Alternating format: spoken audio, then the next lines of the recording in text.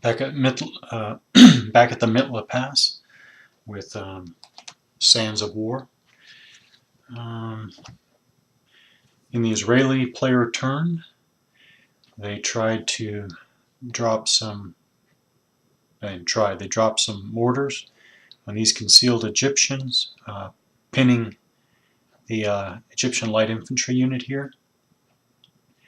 The AMX-13 tank tried to make a dash for the southern wall of the pass here, and they were hit in the flank by the 6-pounder over here and destroyed. And the Israelis, elite infantry and commander, tried to pull back. They did pull back 1 hex to the west, and this unit moved up on the ridge here to try to mount an attack through the Egyptians here. I marked off an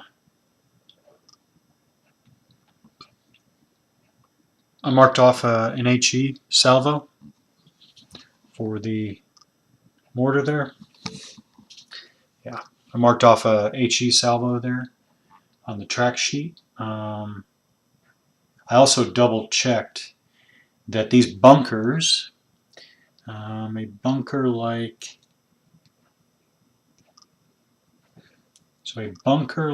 that can only hold 1 troop unit. The rest of the units in the hex are considered to be in entrenchments, I think. So I went ahead and made sure that only 1 unit is occupying each bunker. The other units are above the bunker marker, but still considered to be in entrenchments. I think I was misled by the player aid chart here, player aid card. Looking on the terrain effects chart, which is a lot of small writing, but they do have entrenchment, bunker, barbed wire, minefield, and road crater. And looking at entrenchment versus bunker going across, the combat effects for HE is -1 for entrenchment, -2 for bunker. It makes sense that it would be more for the bunker than entrenchment, and so even though last time I played that the entrenchment was -2, I think it's just -1. It makes no difference to that combat roll we made, DP and DP, but I think that this indirect fire column shifts is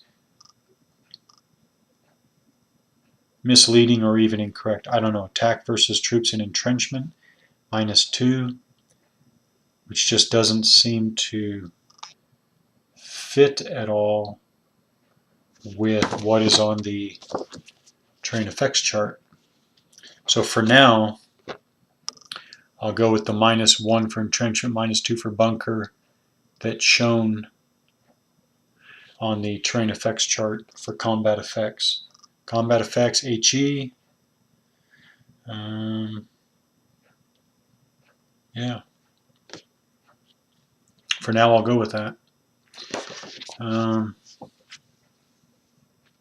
So we're back, and we are at the Egyptian player's turn. Now, the first thing, of course, that the Egyptian player would want to know is how he brings these meteor fighter bombers in.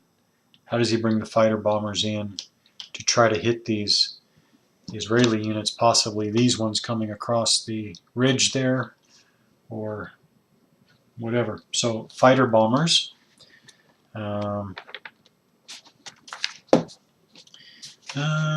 Fighter bombers 18, page 18. Arrival. If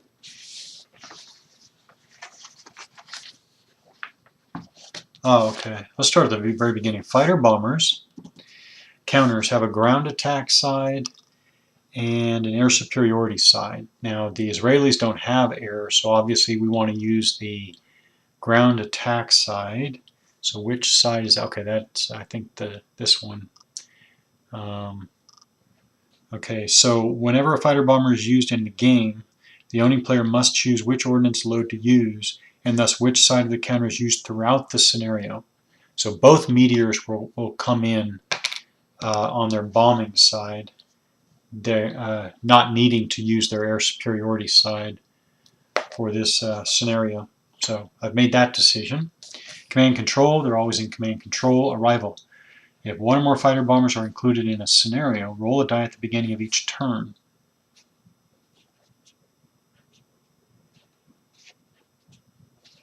Now it doesn't say player turn, so I guess was I supposed to do that at the beginning of the game turn?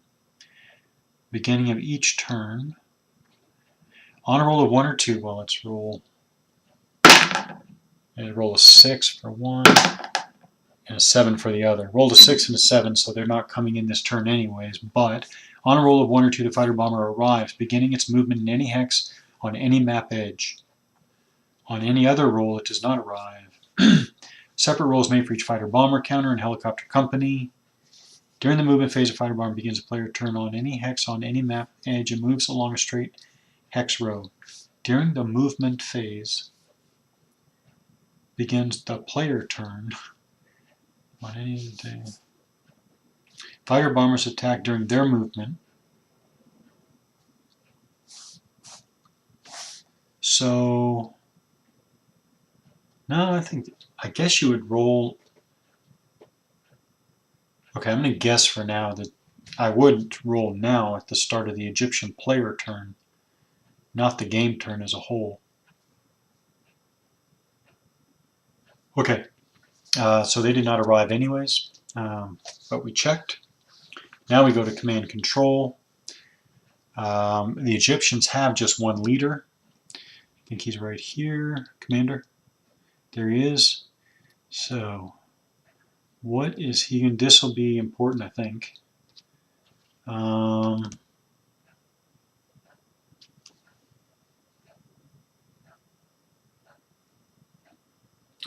Remember to be out of command control, movements halved, cannot enter firing position, may not recover from a pin result, may not move toward an enemy unit in loss. Okay. So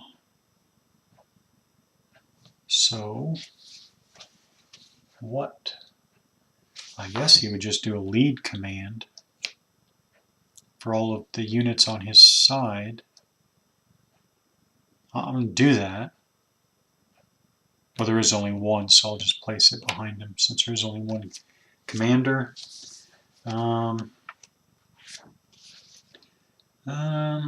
Units within command control may move, enter firing positions, and recover from pins normally.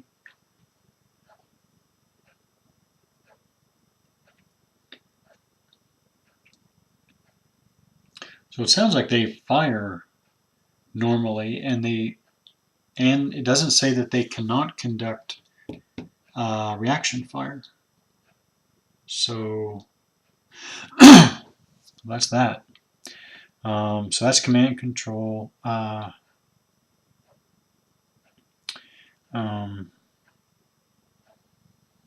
First fire. We have targets, and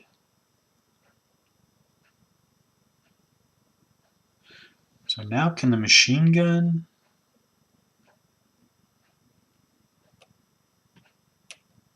Oh, no. Oh, sorry, one more thing. What am I supposed to do with that burning wreck there?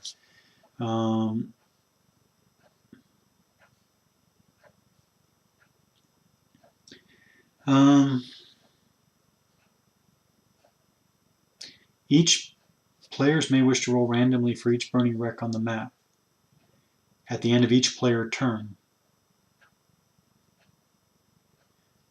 High continues to burn, so I guess I was supposed to roll for that. AMX 13, rolled an 8, so it's still burning.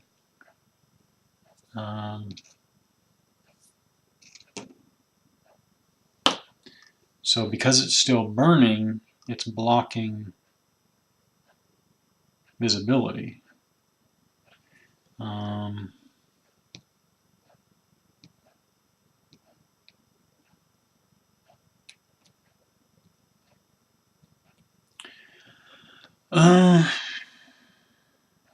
yeah, I think it is.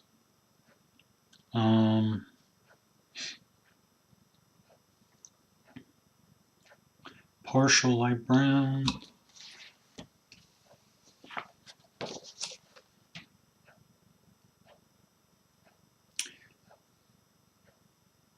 Partial medium brown. Partial medium brown, 5. 4, 4, 2. So, yeah, not even these guys up here are able to see over all of this to the Israelis down here in the pass, in the bottom of the pass. Okay, I think that's it. I don't think the Egyptians have any first fires. So go to movement phase. They're not going to move because they're not going to move because they're all in entrenchments and stuff. Yeah.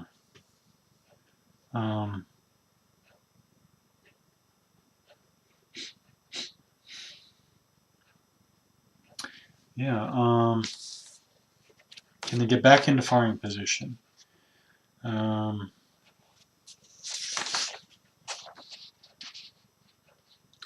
Firing position. Where is firing position? Where is firing position?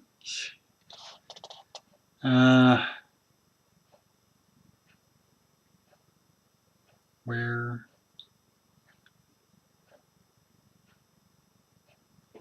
During his turn, a player may place a firing position marker. No, sorry, concealment. Concealment. A spotted unit remains spotted until it once again enters concealing terrain. If a spotted unit moves into a woods hex or swamp hex, it immediately becomes concealed. Unless, of course, it's adjacent to an enemy unit. If a unit in concealing terrain has become spotted, it may become concealed once again by spending its entire movement allowance while remaining in the hex. That's what I'm getting at. If a unit in concealing terrain has become spotted, it may become concealed once again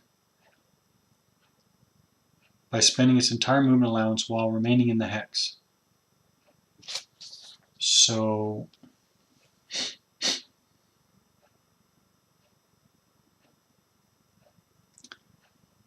this is the movement phase. They spend their entire movement in the hex. So they would be concealed again? Yeah, I guess they would be. Wow, that's pretty... seems fairly significant. And then now we go to final fire. When there is no final fire. Yeah, so the Egyptians do conceal themselves. Okay. That's the end of turn 1. We go to turn 2. Back to the Israelis.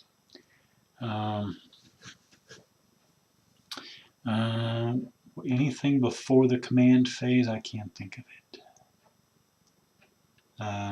We'll go to the command phase. Again, we have 3 options or opportunities. 3 orders to give. This will be different over here. This is this one, and this is this one. So we go to the reconnaissance force over here. So this is going to be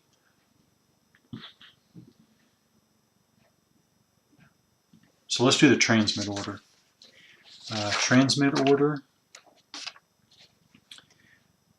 Transmission order. A transmission order marker may be placed under any subordinate unit within loss of the command unit issuing the order. Its effects is placed in command control all of the units supporting to the command unit within a radius of 1 hex of the marked unit. So, commander is here. Commander is here. He sees 1, 2, 3, 4 hexes away. He sees his units in the town here, village. So he sends the unit here gets the elite infantry. Well, does it matter? No, I don't think it matters. So transmit order. So they're in command control. But interestingly enough, that means that he himself and the units he's with are not in command control. That seems fairly odd unless I miss something. Over here,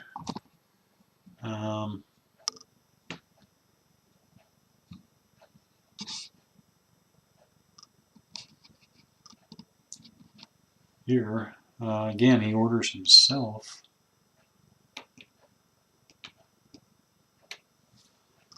Orders himself there. And over here, again, he orders himself.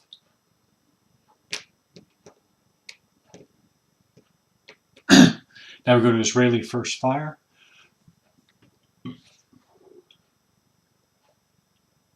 Israeli first fire. Range of 1, extreme range of 2. Doesn't help. And now these guys are coming across the ridge here, but now these guys are concealed again. So, yeah. So there are no first fires. Now we go to Israeli movement.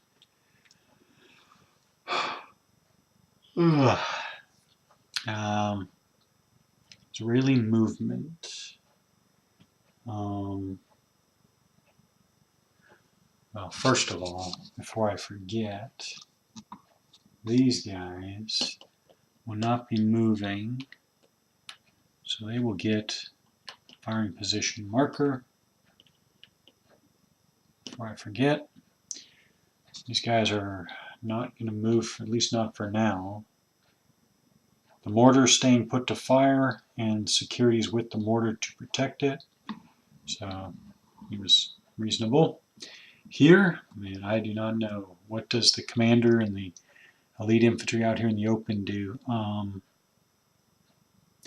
This burning wreck is going to burn out. And, well, actually, they're going to hope that these half-tracks get up. These half-tracks aren't going to waste any time. They're going at it. So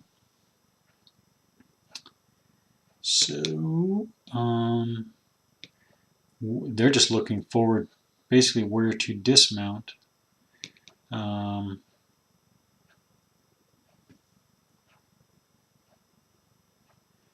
Where to dismount. So they'll go move the first half track. 1, 2, 3. 1, 2, 3.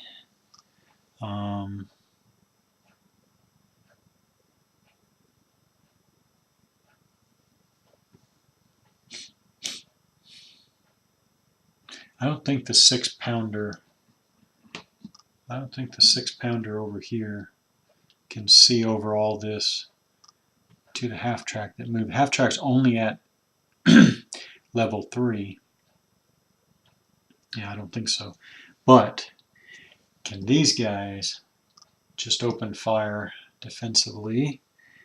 They have their reaction fire markers. Their range is 1, 2, 1/2, 1, 2, 1/2 against 2, 1/2 against 2. Oh, 1 to 4. It's only a 10% chance of damaging the half track. And then he loses his concealment. So why would he do that?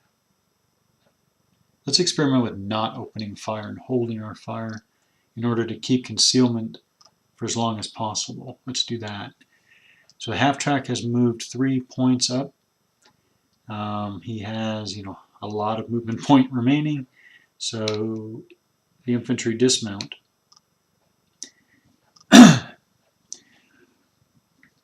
Infantry dismount.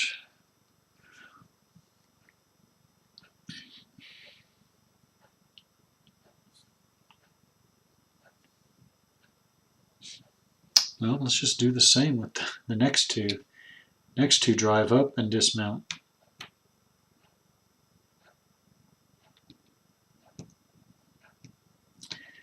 We have 3 dismounted platoons. There we go. Let's try that. And then 2 here. 1, 2, 3, 4. What do we have here? We have infantry and infantry.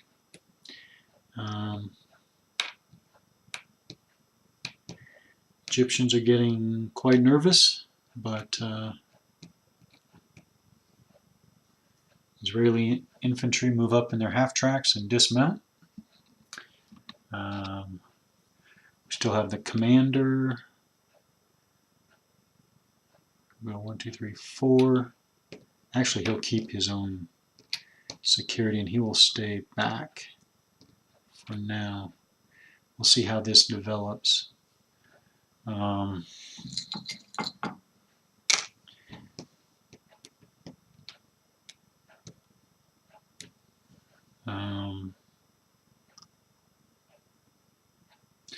Line of fire.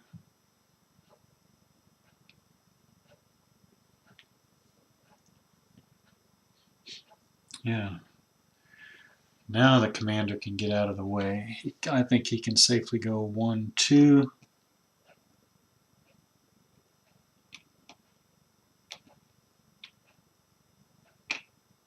There we go. 1, 2. And that's it for movement, Israeli movement. We go to final fire.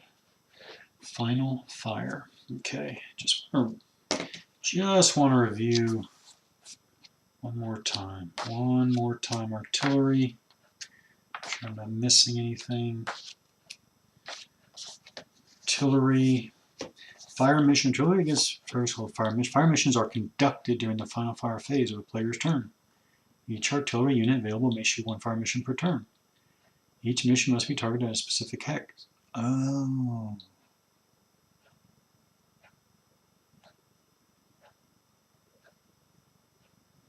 Oh. When was I supposed to unpin that Egyptian? Pin. Must spend its next movement phase becoming unpinned.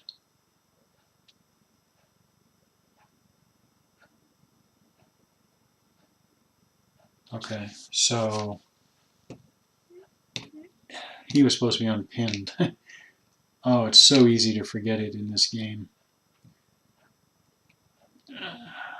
I'll have to figure out some way to clearly remember that. But yeah, he should have been unpinned at the end of the last Egyptian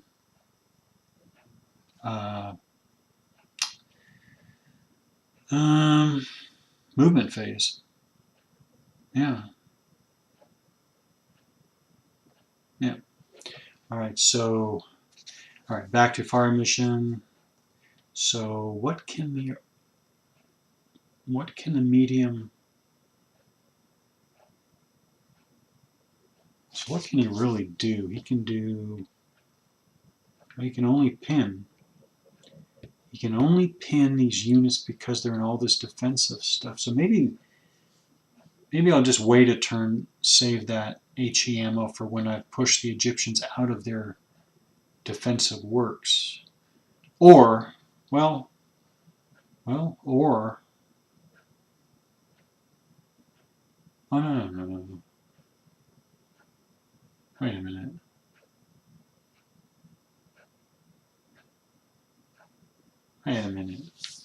How do I, it's next movement phase, becoming unpinned.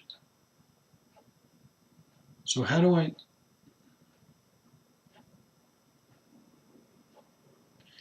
So if it's the end of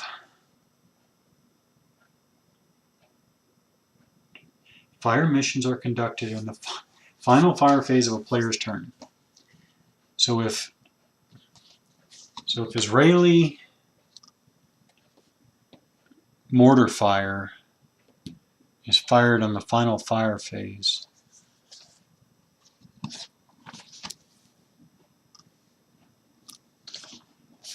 the Israeli mortar fire goes into the final fire phase and pins a unit.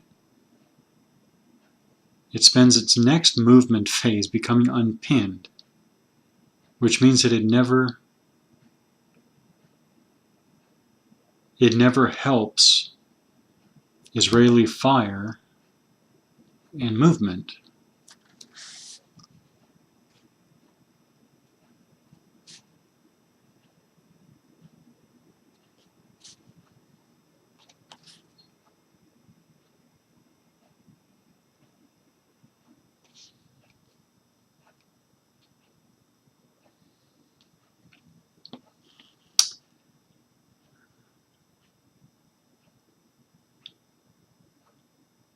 That doesn't seem right. So the mortars just keep landing, pinning, and they unpin in their next movement phase.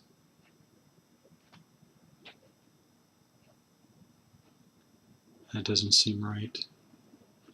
Huh.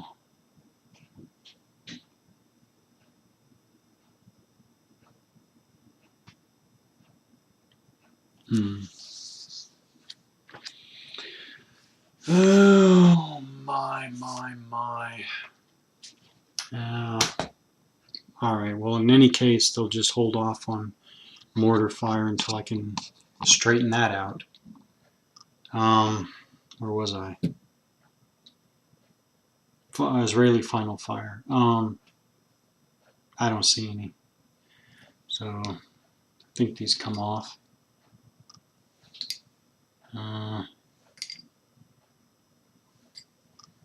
Then we go to Egyptian player turn, roll for the meteors. Oops, almost, but no meteors this turn. First fire. So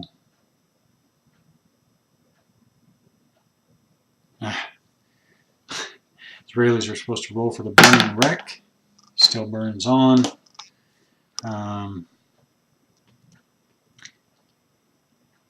What would the Egyptians do? I mean,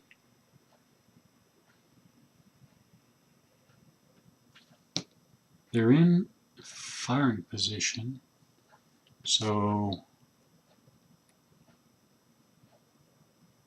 I'm not going to do anything. They're going to hold their fire. No first fire. Oh, I'm sorry, command phase first.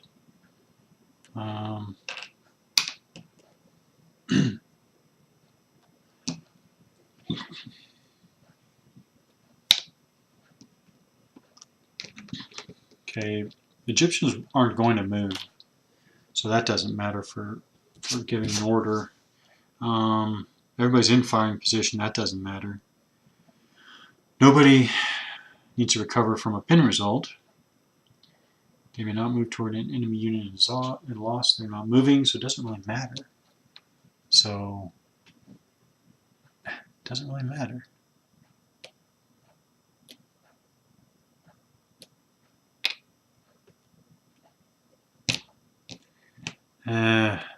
Doesn't matter. There's only one leader. He uses the order on himself.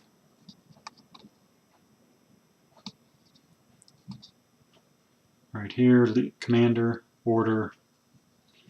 They're not going to move. They're not going to do final fire. They're going to hold their fire to get better ratios. All right. That's it.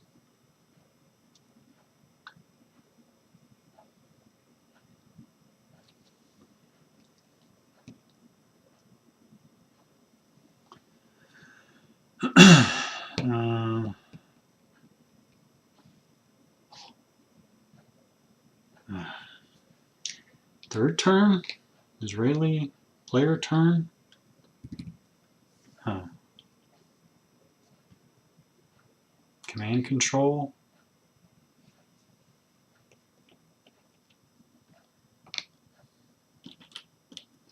Transmit order again? Okay. Well, no, he can lead order again because everybody is within range there. Lead order for the commander there.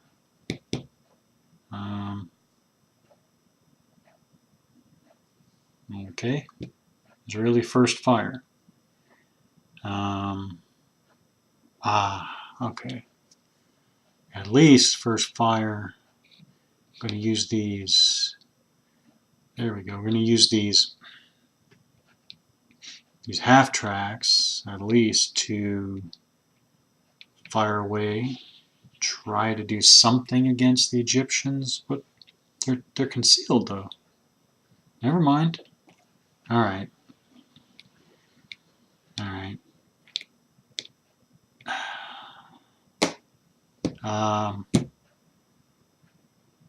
There are no first fires. There were Egyptians concealed. So, movement. What am I forgetting? What am I forgetting? I don't know what I'm forgetting.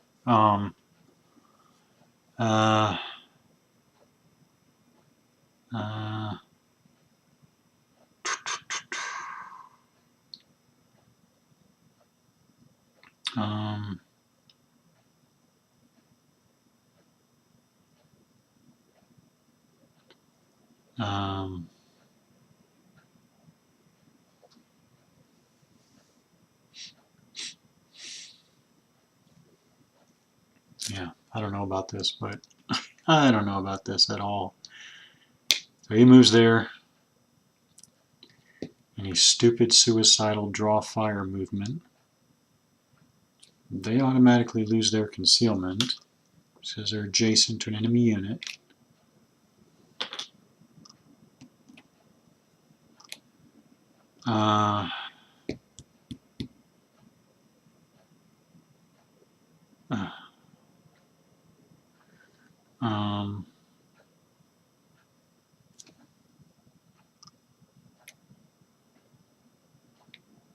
I guess one of the light infantry fires back using reaction fire. It's a normal range of 1, 1, 1 against 5? Not even allowed? Okay. Yeah. Range 1. Okay. 1 to 5, not allowed. Okay. So none. Well, okay, alright. You got some really light weapons, I guess. 1.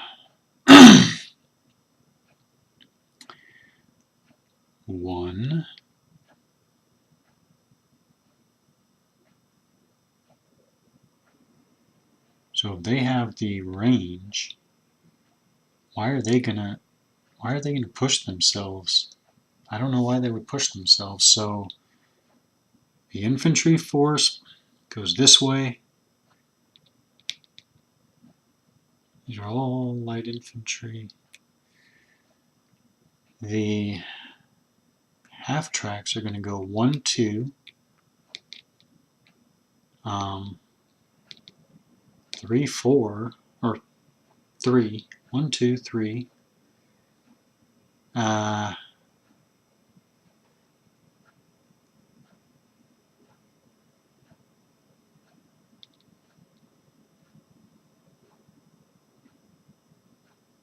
I guess they can do anti-tank fire, I guess. I don't see any restriction. 1 to 2? Well, actually, that's not that bad. So let's see what that half armored.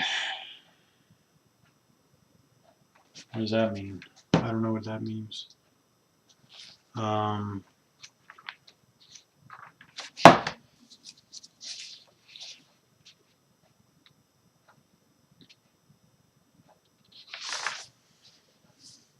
Hits on stack, special attack codes. So it's just normal. Okay. Okay. Okay. So I guess it's just normal. So the light infantry with a direct attack value of 1 at range 1 is 1 against the half-tracks 2 armor. I guess the Israelis roll for hits on the stack, so it's the top half-track.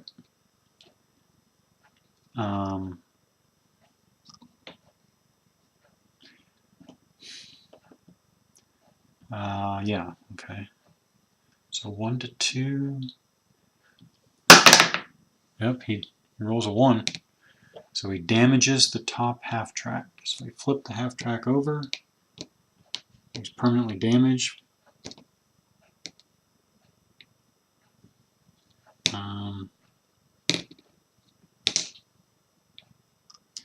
So the top light infantry has fired. Well, the other guys are going to move. So 2 of these elite infantry are moving forward.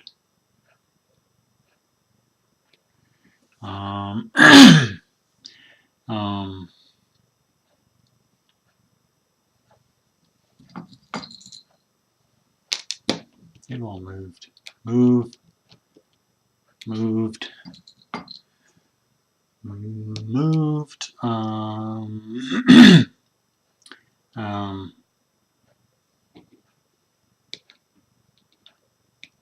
Forward 2 there.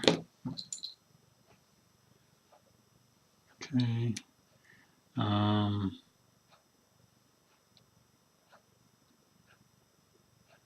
They're just going to stay put there. So that's Israeli movement. So Israeli final fire. Final fire. Can't fire through their own troops.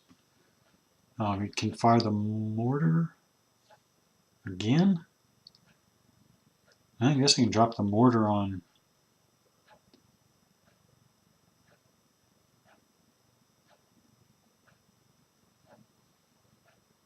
No, because they're still in entrenchments. No, we'll hold off on the mortar too. So roll for the burning wreck. Still keeps burning. Alright, so yeah, I need to remember it. Yeah, no. Okay, Egyptian player turn. Roll for the meteors. Yep, first meteor arrives, and they both arrive. Roll a 1 and a 2, so 2 meteors arrive. So let's go back to that. They're going to be placed on a map edge, and what? Placed on a map edge.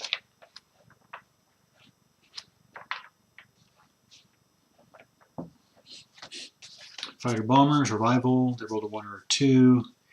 Begins its movement any hex on any map edge.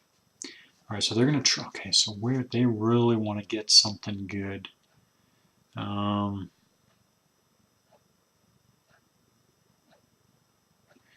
really, they can.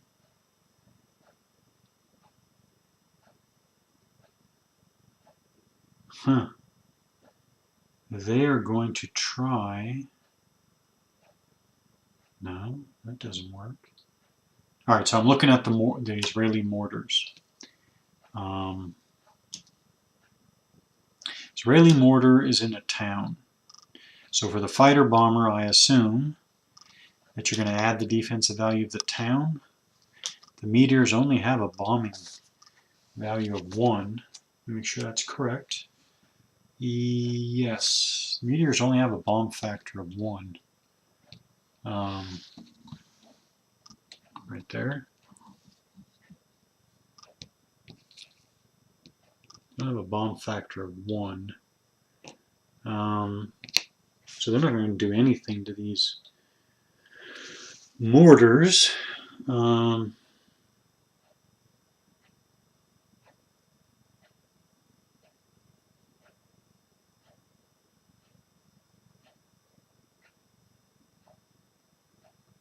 no, wait, I'm sorry. All units in the target hex are affected by the bombing attack. Armored fighting vehicles are each attacked with the number of bomb factors spent. Soft targets are attacked with triple the number of attack factors spent. So they have 1. This is a 1 factor against AFVs and 3 factors against soft targets. So it would be 3 against, was that 6? 3 against 3 against 6. So 1 to 2. 1 to 2, still only get a pin. Still only get a pin, so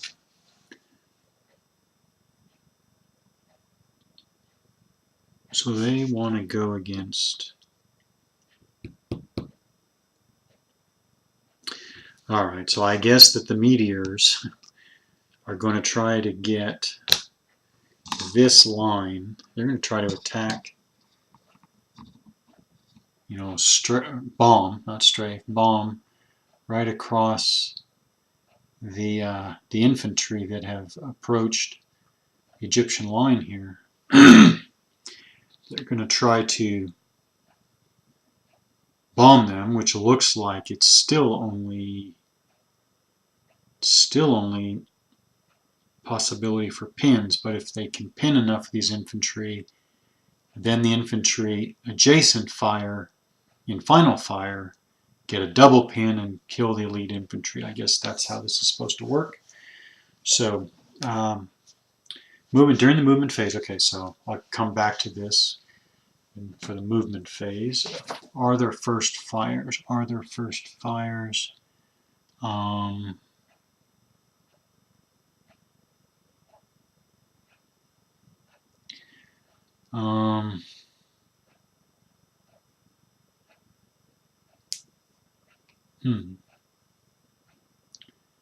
Okay, no first fires. Now we will go to movement.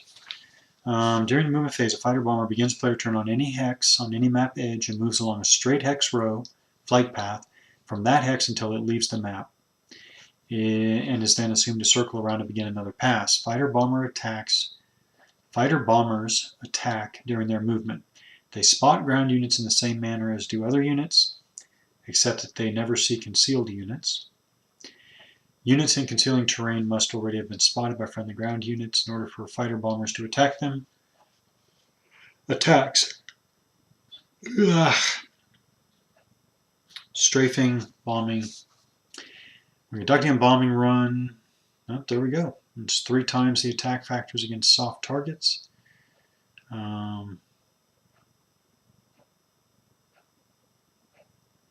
Yeah.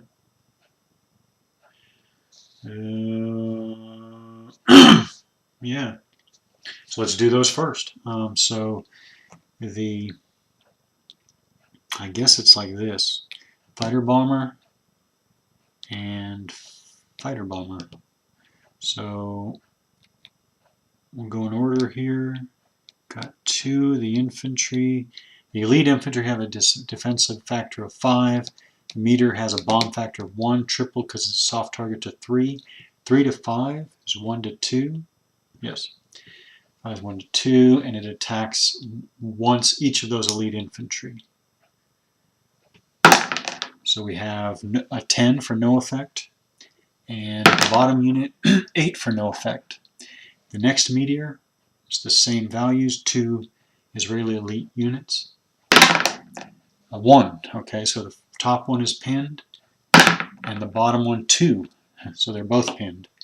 So I'll just move that meteor off, but we have to do something with those meteors afterwards. The meteors fly off like that. These 2, so the first 2 are unscathed. The next 2 are both pinned. like that. Now, they've used up their bombing factor, so... Oh, but they can come back and use their strafing factor, I think.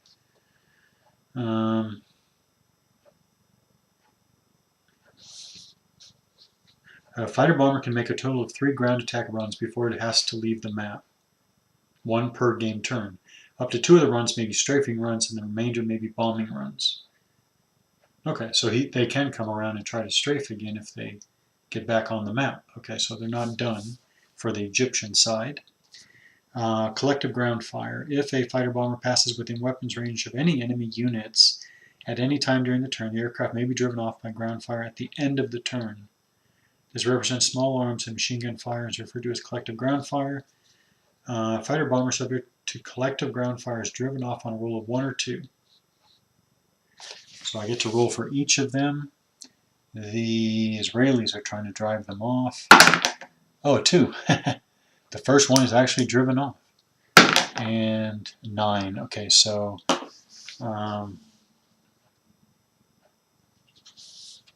okay, on a roll of 1 or 2, I rolled a 2. It leaves this scenario and does not return. Okay, so the Israelis successfully drove off 1 meteor. Done.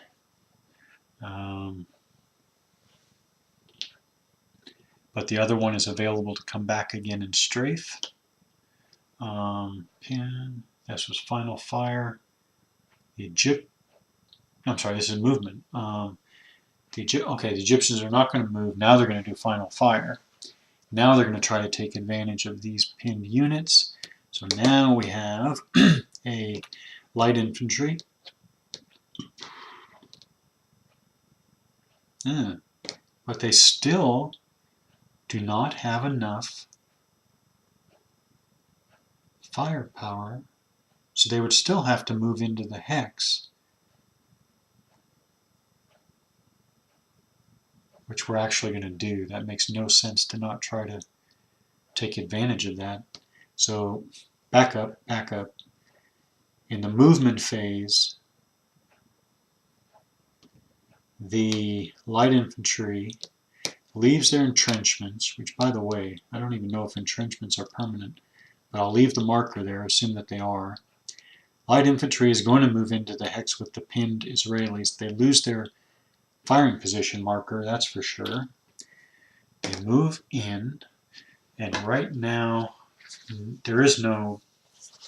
These rules specify no firing into or out of that same hex. If opposing units are in the same hex, they may not fire at targets outside the hex, and no other units may fire into the hex. So yeah, and there is no final fire per se. They just move into the hex. Now it is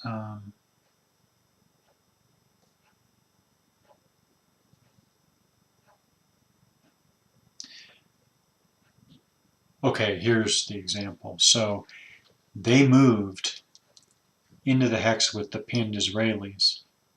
Normally in final fire they would not be able to do anything because they moved, but this qualifies as assault fire.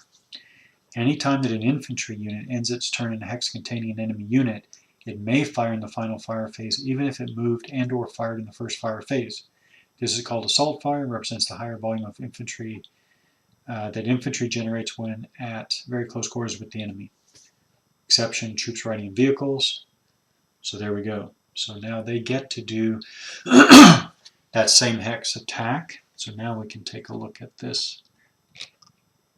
Take them aside, put my little smoke marker there to show the action. Alright, so here,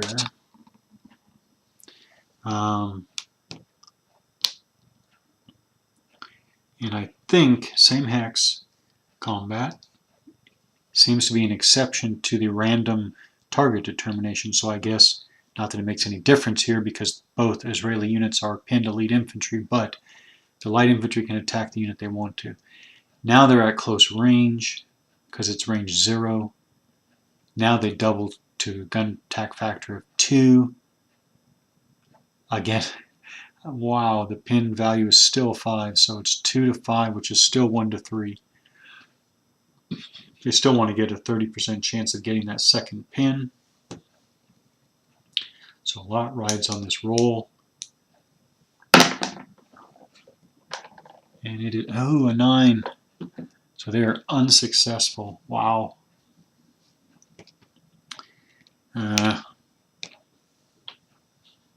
Wow.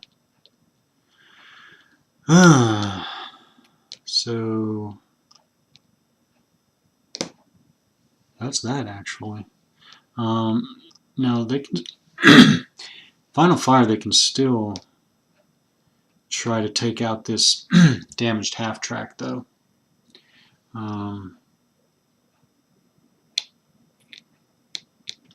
So we have 2 light infantry adjacent to the half track. It's 1 against 2. It's 1 against 2. So 2 attacks, 1 against 2, or 1, 2, 2. Rolled a 1, so they damage the or destroy the damaged half track. Is that right? I hope so. That was light infantry, gun attack factor of 1. At range 1 is 1. The damaged half track still had a defense factor of 2.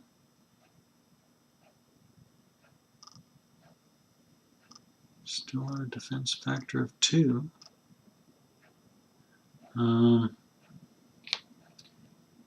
So that's 1 to 2, and he rolled a 1, which is damaged. He's already damaged, so he's destroyed.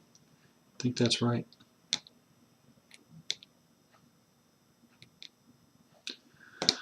Oh yeah.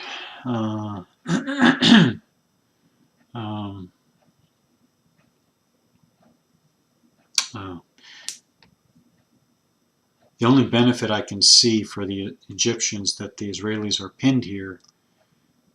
No, that doesn't even apply because it's same hex combat.